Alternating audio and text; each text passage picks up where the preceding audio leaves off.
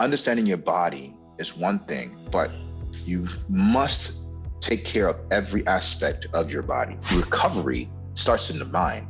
It's a blessing, but it's probably also almost a curse to be so in tune with your body. You must do a lot more outside of your sport in order for you to understand in the moment of sport what to take and what to leave.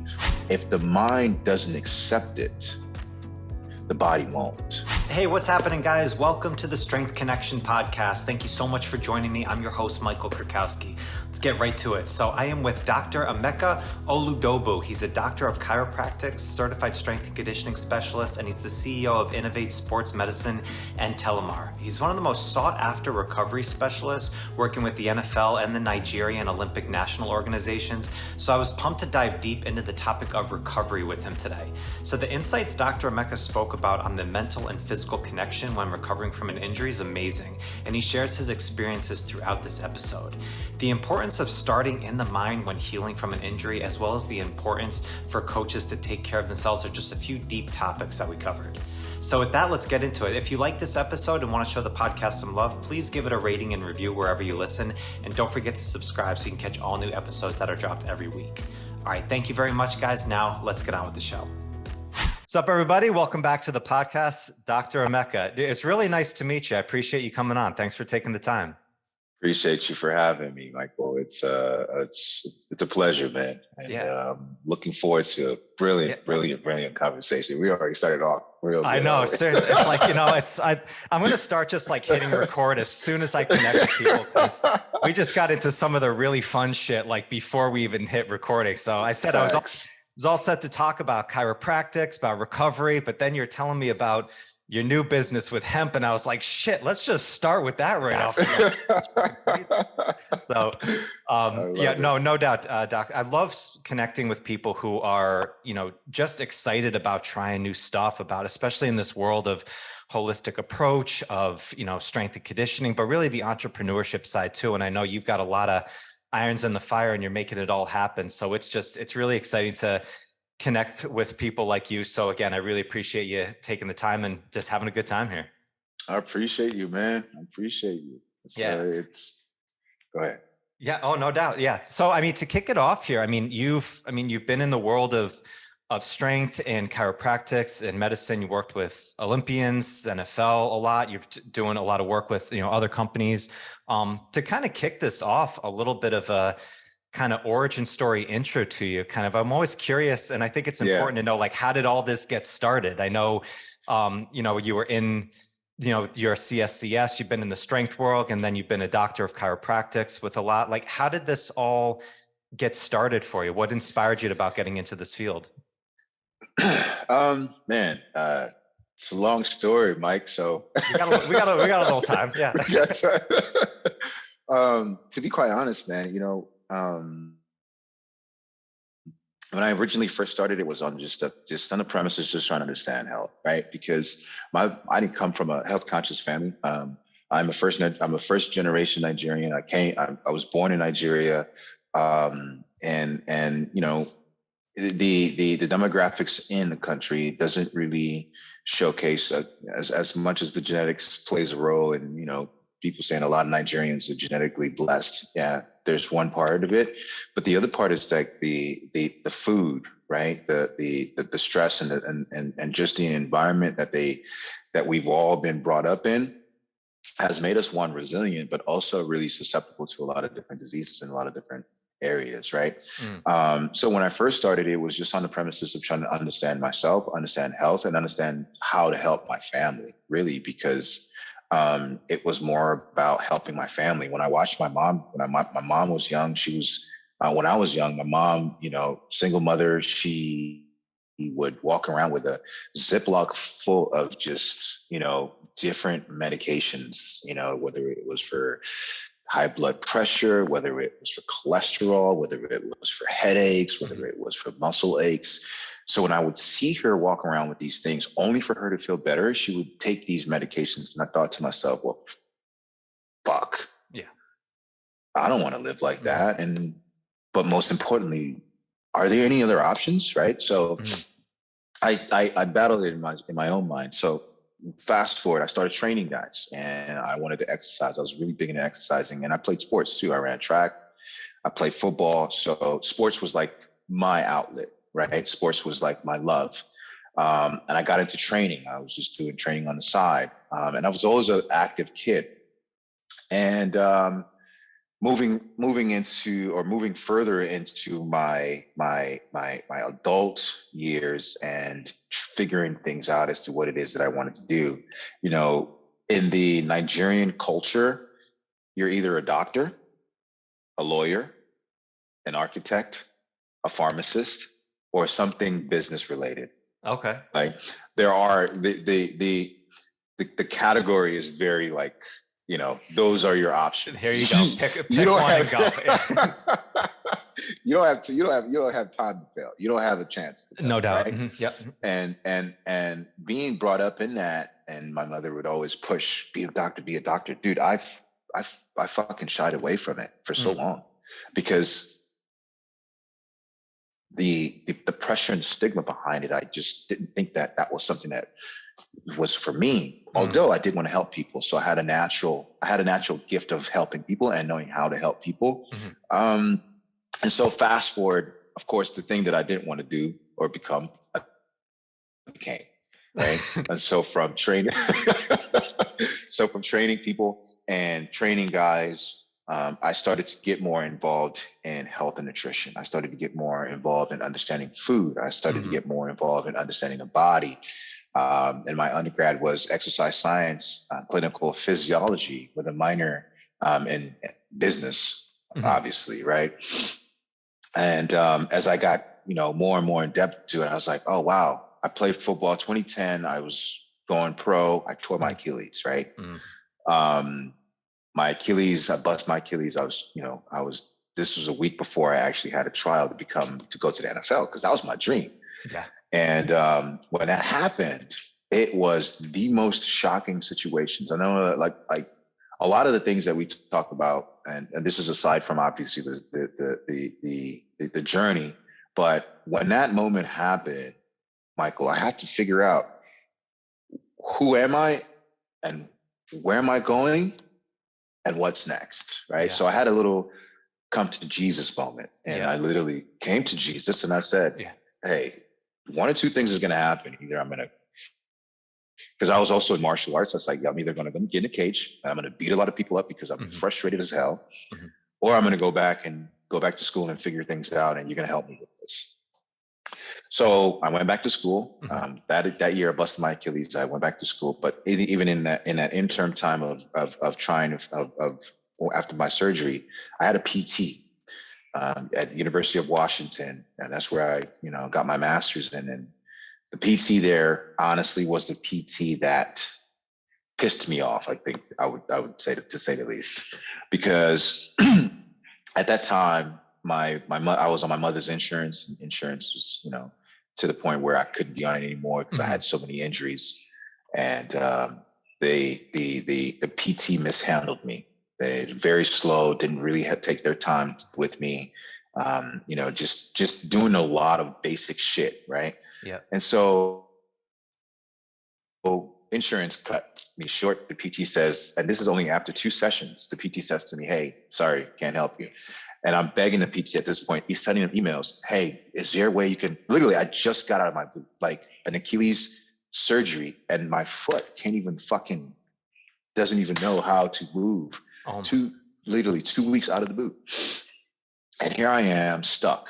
I don't know what the fuck to do. I don't know who to go to.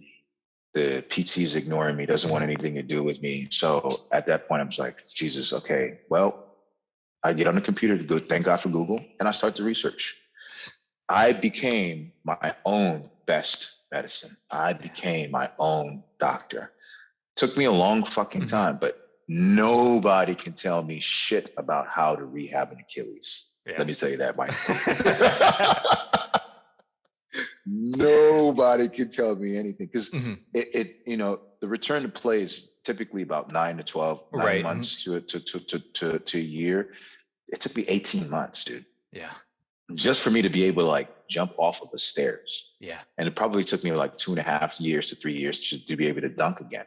So within that time, I spent a lot of time researching. I spent a lot of time reading. I spent a lot of time digesting information and finding information of the best people out there that are doing the best things. And as I got better in understanding my body, that took me even further to wanting to further my education. And I said to myself, I wanted to be a doctor, but I didn't want to be the traditional doctor. So I was just saying, and I applied and got it. I did my MCAT, got into medical school. I applied and I got accepted into medical school. I was like, no, I didn't want to do that. But I know I didn't want to be a PT either. So I was like, no, I'm going to be something. So the in between was being a chiropractor. Because I had full autonomy. I could diagnose, I could read an MRI, I could treat with my own autonomous, with my own authoritative figure as an authoritative figure.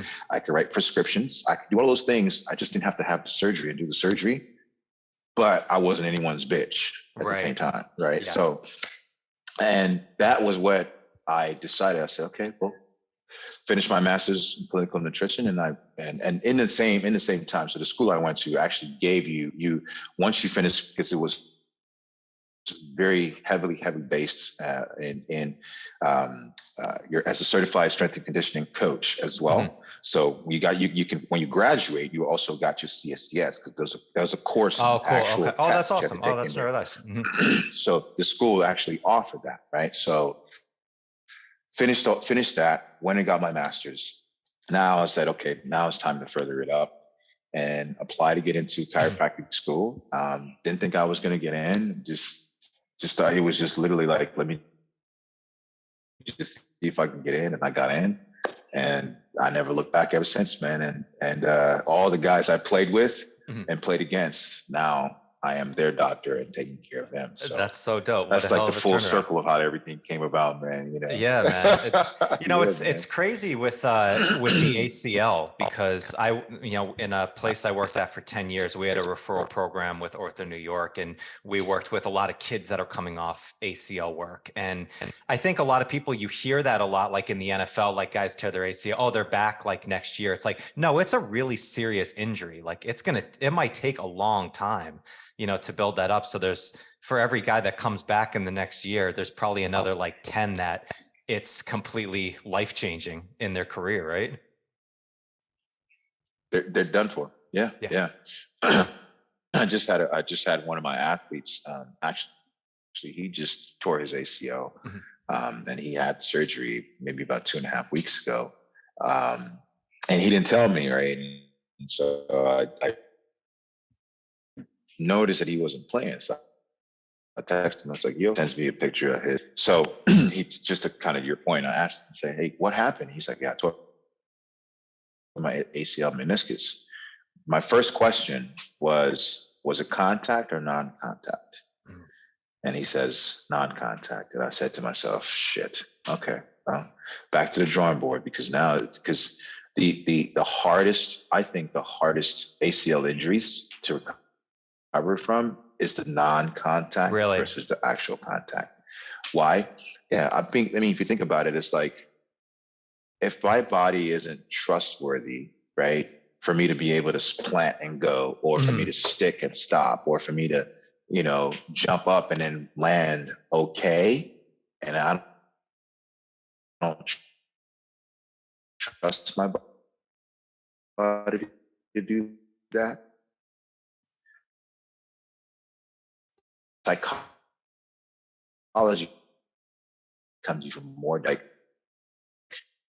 that's just from my humble opinion. I think that there's a big psychology battle when someone who just injured themselves, nobody touched them, versus someone actually injuring themselves because someone was being an idiot or ran into them and actually blew their knee out. So okay, you know what? This really sucks, man. Yeah, this sucks, because I'm actually going to ask you to repeat that a little bit, because it broke up quite a bit there, because I think that's so fascinating. I apologize about that. But so with the no problem. Non-contact, it's worse. It's a harder recovery from just somebody knocking in, and just more of like a contact issue. Psychologically, yeah. Okay. Because psychologically, if I can't trust my body, whether my trainer is doing all the stuff that is can. If my trainer helps me get to the point where I'm good, and you're a strength and conditioning coach, and you've done extensive programming. So understanding from phase 1, phase 2, phase 3, phase 5, or whatever that is, and how you program each person's workout regimen, you building that confidence in them for them to be able to go out there and do what they do. If they go out there and they're running and they go to cut and then they blow out their ACL, it's almost like a psychological mind fuck. It's like, how is it that I'm just running and I go to cut and I blow my ACL out? That just tells me that, to me, and subconsciously, most of these athletes are thinking like, fuck, am I not cutting right? Did I break down wrong? You know what I'm saying? Did I stop wrong? Yeah. Am I unbalanced? So all that starts going in their head versus if someone comes and then cuts me and like, oh man, yeah, this dumb idiot fucking ran into my knee. It's easier for me to accept the fact that it was traumatic, right? Versus easier for me to accept subconsciously that, yo, this shit could happen again if I don't strengthen myself the right way. You see what I'm saying? 100%. So those are the things that I feel I try to educate athletes. Understanding your body is one thing, but you must take care of every aspect of your body. It seems daunting and super fucking drawn out, sure. But at the end of the day, if you're not healthy, you're not getting paid, right? So, not to go off track, but absolutely.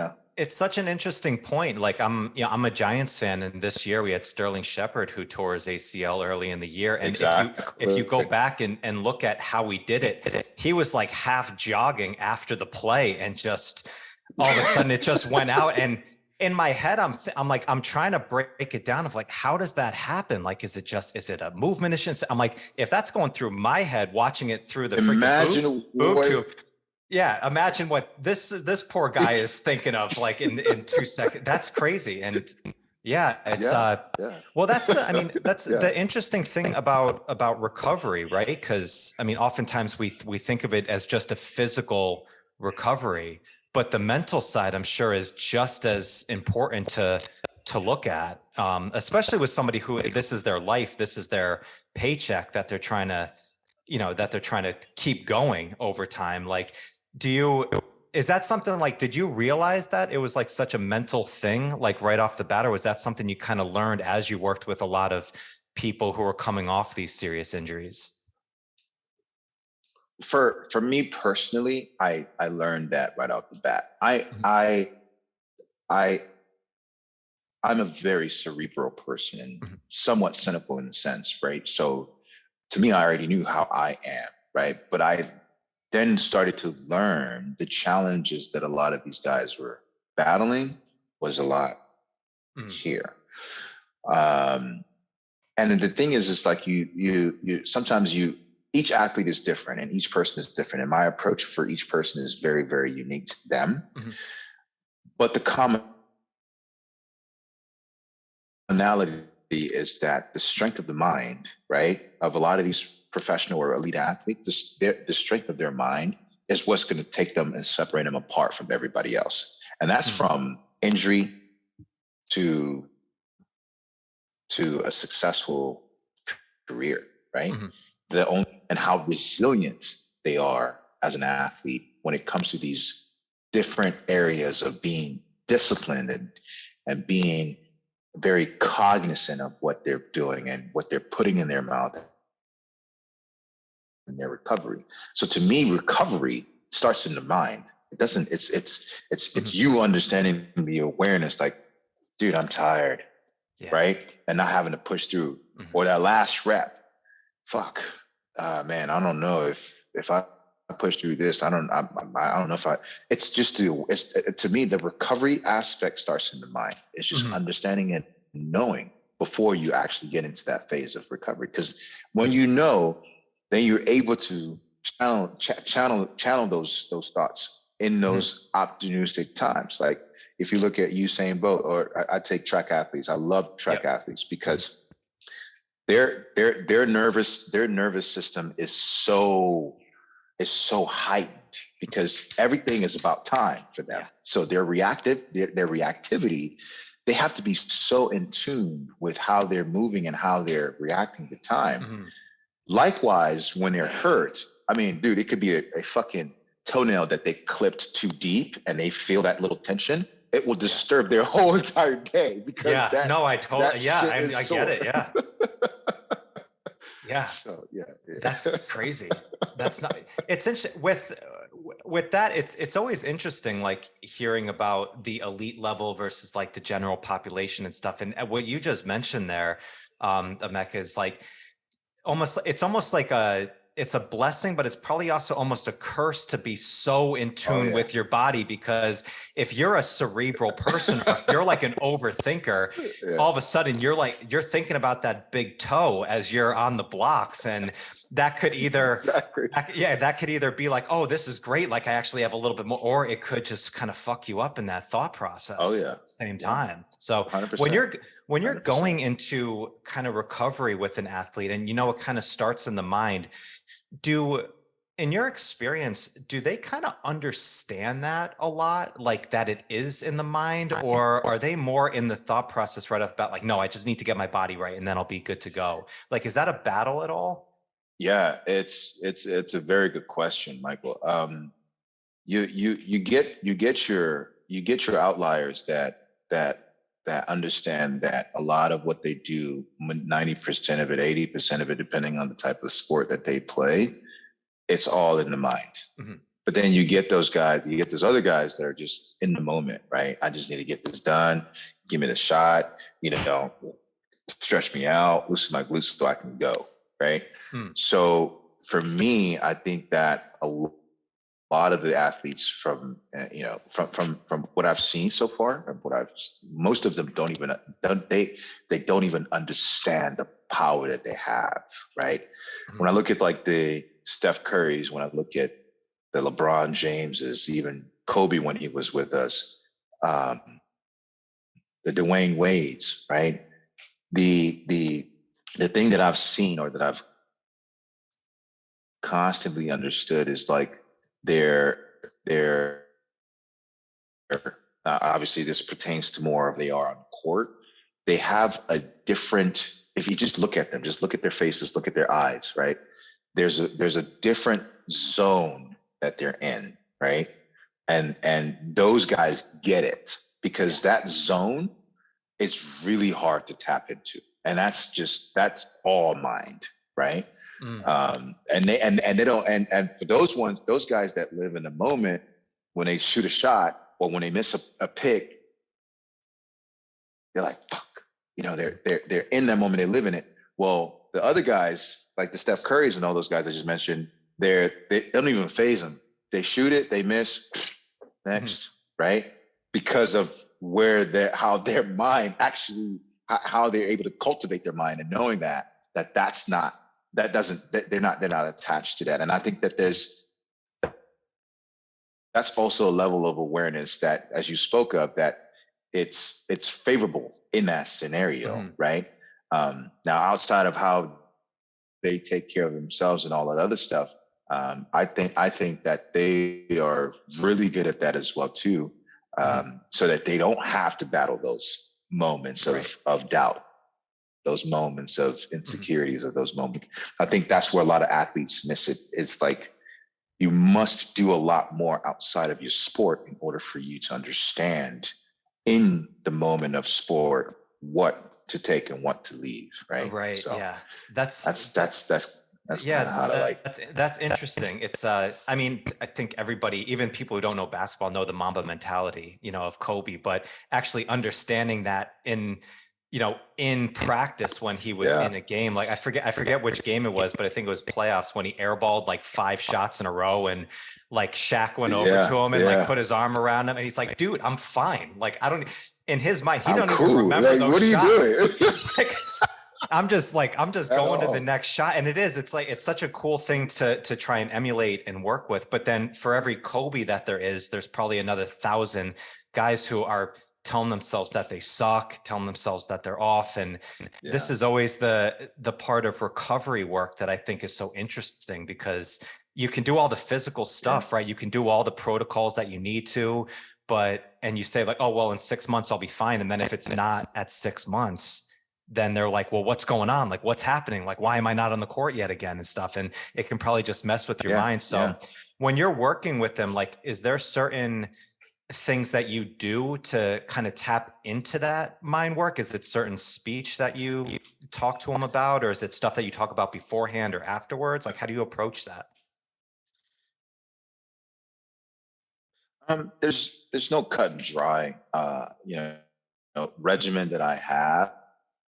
To be honest, I'm more of a feeler, right? Mhm. When I'm in that with them, I'm always good to. It's always good to just almost embody environment from a healer standpoint, right? Mhm. So healing as a healer, you always want to be empathetic to the point where you almost feel what they feel, right? So there's for in my position, or me, when the way I've practiced, the way I've chosen to practice is that I try to always mirror the person and mirror what they're feeling, so then I can channel it as to how to approach to be able to meet them where they're at, right? And some of the things that I've done with some of these guys is, I do a lot of meditation, and I am extremely, extremely, extremely a big advocate of meditation. And a lot of the times, sometimes when I get a guy or when I get a woman, athlete, if they're highly stressed out, I see that they're coming in there highly stressed out, and they instead of treatment, Michael, they just want to talk. Yeah. Right? I'm a doctor, I'm a counselor, I'm a brother, I'm a friend, I'm a father. I'm all of these things that I have to be able to adapt in when you have the opportunity to, when you're dealing with high elite athletes, because their mind is so powerful that if you don't know how to channel it, it can be just as destructive, right? From as a person in charge, if I am in charge of that person's mind, I have to know how to cultivate it, right? I have to know how to guide it. I'm not acting as a counselor. I'm not acting as their shrink. I'm not acting as their psychologist. But there's a certain element of embodiment that a healer must have in order for them to be able to give that individual person what they need.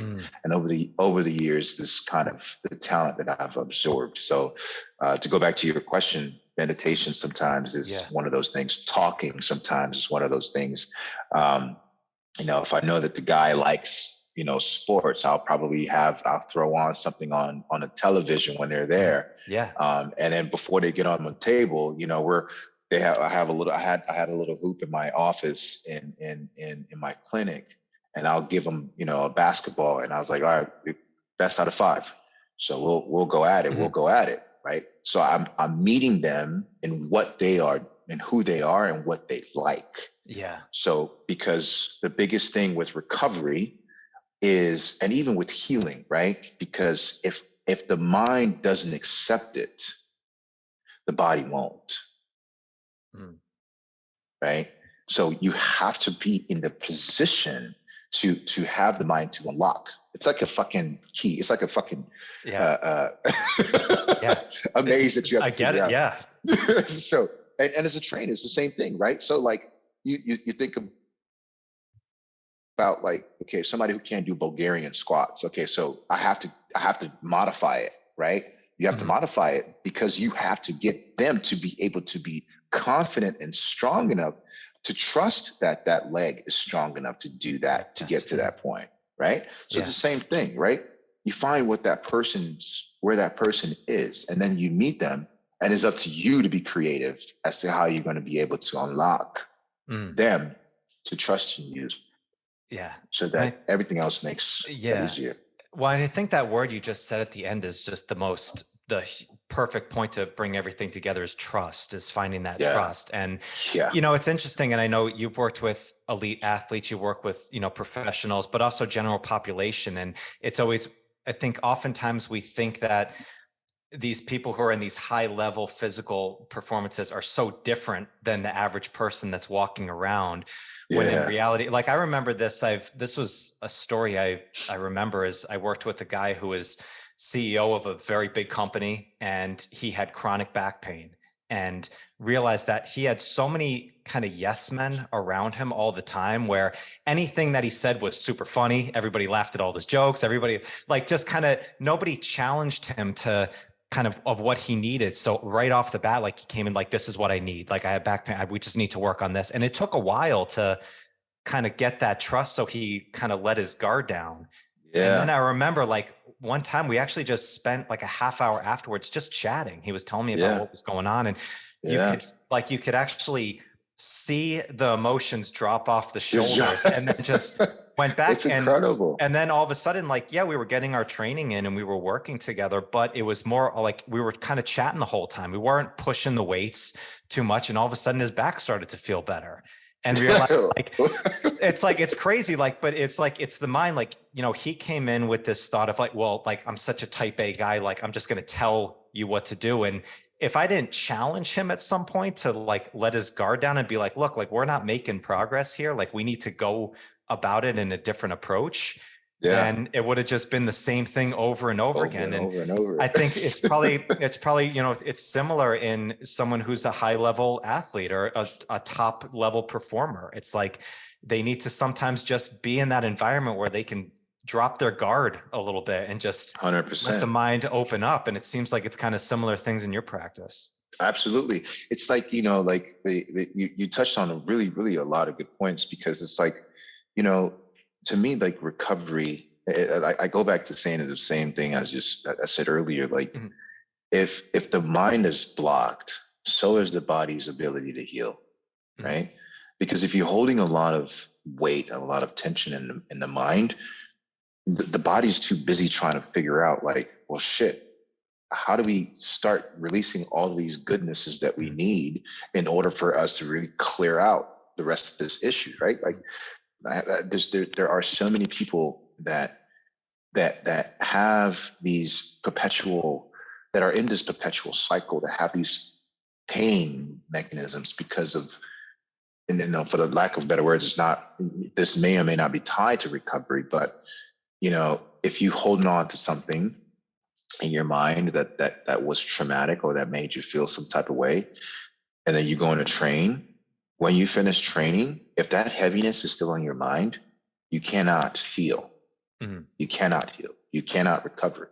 The recovery is going to be so much harder and take so much longer that it's going to put you in a position to injure yourself next time you go out. So those are just some of the little tips that I've learned along the way. It's just, it starts from the top and then goes all the way down. It is. Well, it's crazy too, right? Like you can actually physically see somebody when they release that stress from their 100%. Yeah, 100%. It's a crazy thing to actually visualize and to see, someone there. But you touched on something earlier, Emeka. I wanted to have you dive into a bit of being empathetic, being empathic towards people and knowing how they feel. Oftentimes as a coach too, and as a doctor, like that's a heavy burden sometimes to take on yourself. And oftentimes you can let other people's worries and what they need to do kind of take over your own mind. And then you don't take care of yourself. Do you have specific practices that you make sure that you do to kind of get your mind right, get your body right in order to do what you need to do to give your best to everybody else that you're working with? Oh, yeah, man. So remember when we first started talking, the first thing I said, like, I wake up every morning at 5 a.m. So from 5 to 6 a.m., it's my time. I don't talk to anybody. It's quiet. There's no cars in the streets and whatever else, So from 5 to 6 is my time. And this is where my meditation comes in heavily, right? I do a lot of breath work as well too. And I start with my breath work, And then for my breath work, I go into my meditation. And my meditation can last anywhere from 15 minutes to 45 minutes to an hour, right? What kind of breath work do you do? Wim Hof. You do Wim? Okay. So good. Yes. So it's Wim Hof is good friends with a buddy of mine that I know. Mm-hmm. And I found that way, you know, there's box breathing, there's different methods of breathing, but just from my own knowledge, I know that I know breath is so important, mm-hmm. right? So, but for me, Wim Hof has been, the Wim Hof breath method has really honed in a lot of what I have been looking for, not necessarily looking for, but in the sense like my intuition seeking to understand, right? Mm. And after my breath work, my meditation seems to go even deeper. I'm able to really channel deeper. So for me, the heaviness that I explore, you know, and I, you know, even with my company here, there's a lot of personality management. There's a lot of managing personalities, right? No different than practicing, no different than being in a clinic and practicing. But absorbing and being empathetic there's I think that there's a skill to that as well too, because some of the empaths that I know, some of them actually know how to absorb, but not hold on to it, right? Mm. You can absorb it, but you don't have to marry it, right? You can be with the person and feel and grieve and understand, but that doesn't necessarily have to be yours. And that to me is actually a very, very hard thing to do, right? So, and if you're not the person who doesn't know how to channel that, then you must understand and figure out how to cleanse yourself of some of those emotional burdens that you've obtained. Oof, right? That's powerful. So that's powerful. Yeah. To me, that's the essence of being able to recharge, right? So for my recharge every morning and after my meditation, I always end it with my gratitude, right? I always end it with my blessings because, you know, despite all of what's happening in this world, one thing that I know that happens in abundance is when you're thankful for where you're at and what you have. Yes, more comes, right? But that, you know, that's the regimen that I typically buy into, or I typically use every single morning is my meditation, my breath work, my meditation, and my gratitude. Those three things. I'm ready to take on the world. Like I'm, you know.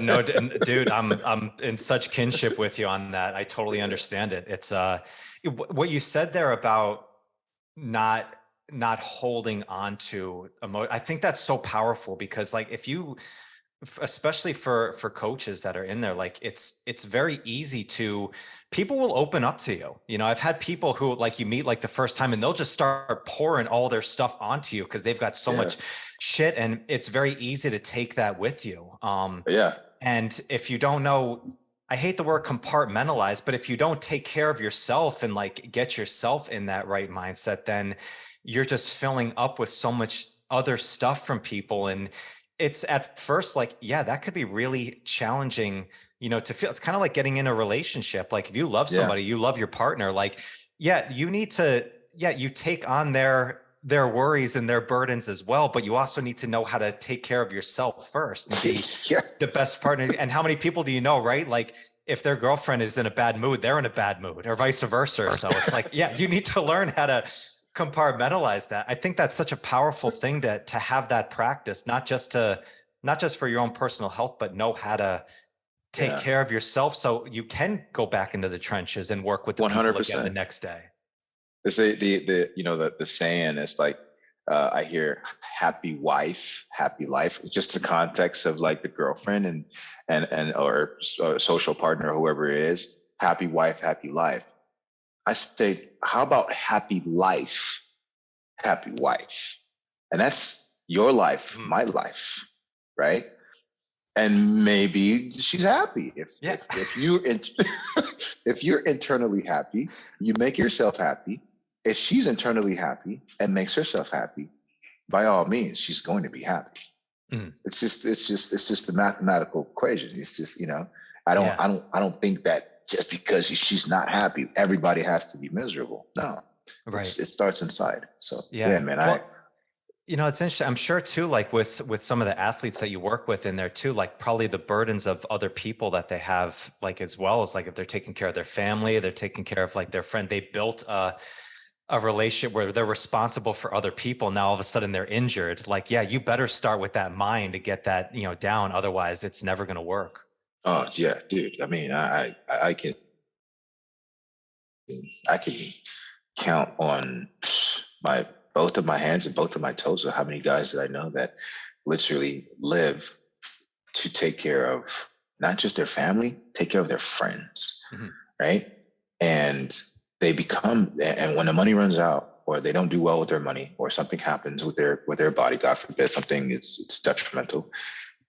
The level of depression that I've seen some of these guys go through, the level of just it's really sad, right? And when you hear what they say, you really, really feel bad for them, because they don't even know how to make themselves worthy. They don't even know like what value they need to first have, or they should have built before taking on the value of other people. So yeah, it's sad, dude. It's sad. It's a lot more than, you hear like the big name guys, because all the money making guys usually don't they're the ones that you typically, if you hear the story, it's like, yeah, but there are a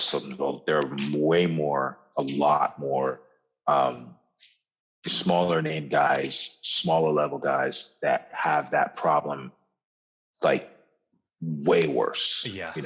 So yeah, it's that's a conversation for another day, Mike. No doubt at all. Well, it is. I mean, especially, with something like the NFL, which is so big and so vast, and you hear the big name top guys, but for all of them, it's like there's other guys who are just trying to make it, trying to stay in, and they've got all the same responsibilities out there. I know quite a few guys that have had their shots, have gotten in there, and then same thing, those injuries pop up, and then all of a sudden you got to pivot and transition and figure it out from there. So it's so cool. It's so cool that you took that knowledge almost to the necessity for yourself, and like, all right, I'm going to figure this out for myself. The PT wasn't working for me. I'm going to work this. And then that all of a sudden just turned into the thing that you were actually shying away from.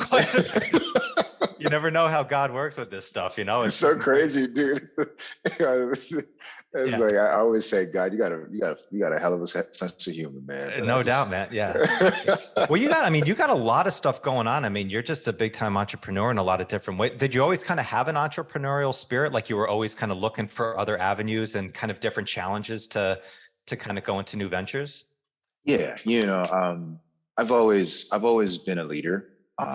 So in areas that I was forced to be a leader in, starting in my household, I had 4 sisters and my mom. I didn't grow up with a father figure, so I was put to be a leader early on, right? So I was asked to be a leader early on. So from a leadership standpoint, I think that what that gave me, and see my mom, honestly, my mom is my biggest inspiration, because I've watched this woman, dude, have so many different companies, a very established businesswoman. She's opened up companies, she's lost companies, she's made money, lost money, and the tenacity that I've seen from her, I think with me had already knowing that I had some sort of like, curiosity as to like,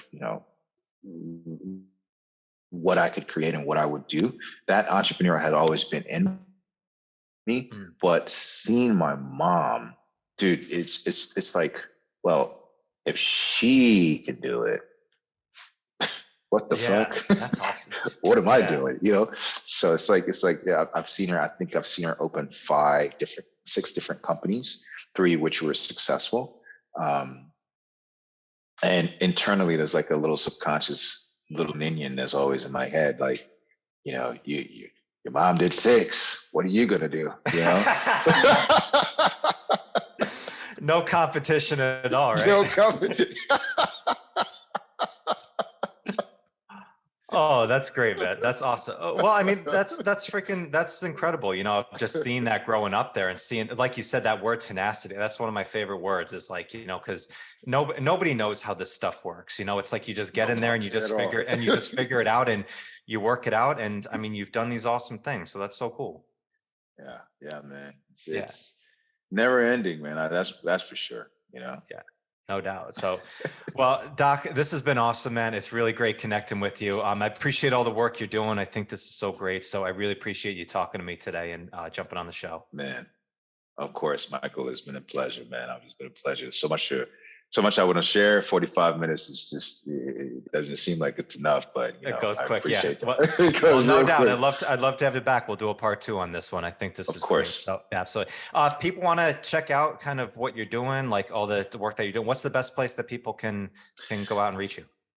So Instagram handle is dr.emeka_sports. So Emeka is EMEKA_sports. That's my Instagram handle for my doctor site. I do a lot of stories. I'm posting a lot, but now next year I'll be more and more active. My company Terramer, you can also follow that on Instagram to Terramer, TERRAMER Inc. Terramer Inc. Technologies. That's the Instagram handle. And then terramerinc.com is the website for everything bioplastic related that we're doing and what we're changing the world with. So those two are my main passions. Obviously, I'm on LinkedIn as well too. So, but love it. That's our teaser for part 2, because we're going to talk all about hemp and how it's the best product in the world. And it's changing, ever so changing, dude. I got so much to share on that. Oh, absolutely. This is great. Part of the teaser, I'll just say this last bit, but the teaser of it, there's actually a unique tie-in to the hemp, but that's more of a personal story. But I'd love to share that with you one day, man. But yeah, I love that. That's a cliffhanger right there. So, Dr. Emeka, thank you so much. Appreciate it. Listeners, go follow Doc here. I'll catch you guys on the next one. Peace. Thank you so much for joining me today. I hope you found some great value here. And if you like this episode, please drop a comment and leave us a 5-star rating and review. It does more to build the show than you can imagine. And do not forget to check out and join the Strength Connection Facebook group. In this group, I share the biggest takeaways and lessons from these amazing conversations, as well as training and strength tips for pursuing mastery and fulfillment in life. This group is filled with individuals looking to take full control over their strength, and it's the perfect space to explore new ideas and to share your journey. And you'll also get exclusive access to these Strength Connection Mastery Seminars. It's a deep dive into the physical, mental, and spiritual training that you can begin using immediately. So do not wait, go now. Seriously, go. All right, much love to you. Thank you so much, and I'll catch you on the next one.